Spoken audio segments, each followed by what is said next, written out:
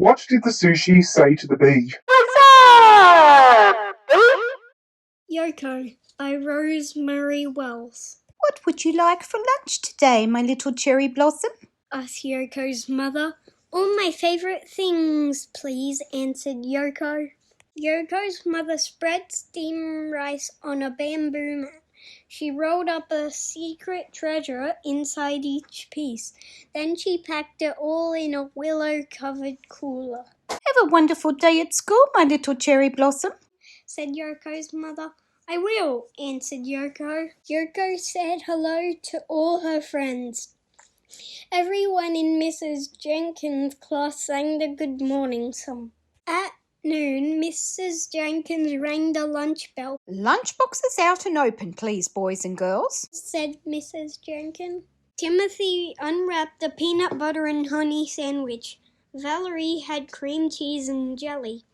Fritz had a meatball grinder. Tulip had Swiss cheese on rye. Hazel had egg salad on pumpernickel. Doris had squeezed cheese on white. And the Franks had franks and beans. Yoko opened the willow-covered cooler. Inside was her favourite sushi. Tucked in the rice rolls were the crispiest cucumber, the pinkest shrimp, the greenest seaweed, and the tastiest tuna. What's in your lunch? Asked one of the Franks. It's green. It's seaweed. Oh no, said the other Frank. Don't tell me that's raw fish. Watch out, it's moving, said Doris. Yokorama, said Tulip and Fritz.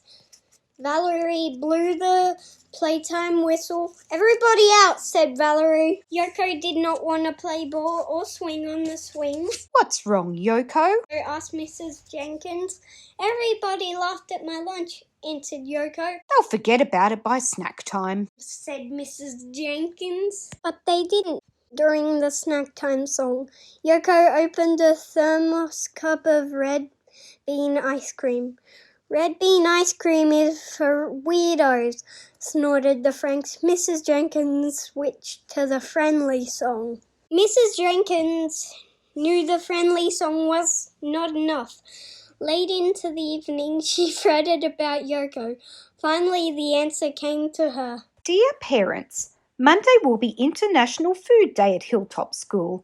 Everyone is asked to bring in a dish from a foreign country. Everyone must try a bite of everything.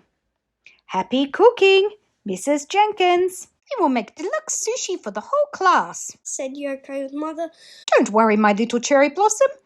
Everyone will try our sushi and everyone will love it. On Monday morning, Valerie and her mother carried in a plate of enchiladas. Timothy and his mother made Caribbean coconut crisps. Hazel brought Nigerian nut soup. Harry brought Brazil nuts. Doris brought Irish stew. Tulip brought potato nishes. Monica brought a pitcher of mango smoothies. And Fritz brought spaghetti. Big Frank cooked up a pot of Boston franks and beans. At noon, Mrs. Jenkins rang the lunch bell and everyone sang the Clean Hands song. What does International Food Day mean to us, boys and girls? Asked Mrs. Jenkins.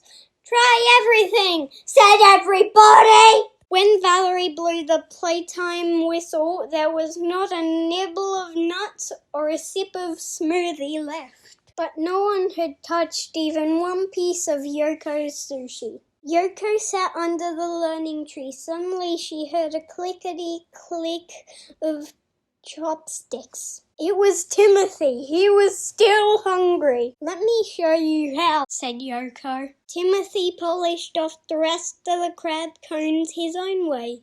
Can we have sushi again tomorrow? He said. I'll ask my mother, answered Yoko. During the school bus song, Timothy found a coconut crisp in his pocket. He gave it to Yoko. It's even better than red bean ice cream, said Yoko. On the bus, Timothy and Yoko made plans to push their desks together and in a restaurant the very next day. And they did. They ordered tomato sandwiches and dragon rolls. For dessert, they had brownies with green tea ice cream, and they couldn't have asked for anything more. A, B, C, D, E, F, G, H, I, J, K, L, M, N, O, P, Q, R, S, T, U, V, W, X, Y, Z. This is a story about a dumpling. It's called The Ugly Dumpling by Stephanie Campisi and Shahir Kabul. Once upon a time, perhaps last week or even last night, at your local dim sum restaurant, there was an ugly dumpling. But all dumplings are ugly, you say, which is a very good point. But this was not just any ugly dumpling, like this one or that one on the floor. This ugly dumpling was ugly in its own ugly way. No matter what it did, wrinkle in its brow, standing up tall, wearing pleated pants, it was in a lonely only category of one, uneaten and ignored. Until along came a cockroach. There was silence, except for the hiss, hiss, hiss, hiss of the whack and the twack of the cleaver and the whoosh of the cockroach's heart swelling with love. Yum, yum, yum, yum, yum. But the ugly dumpling noticed none of this. The cockroach wept for the ugly dumpling.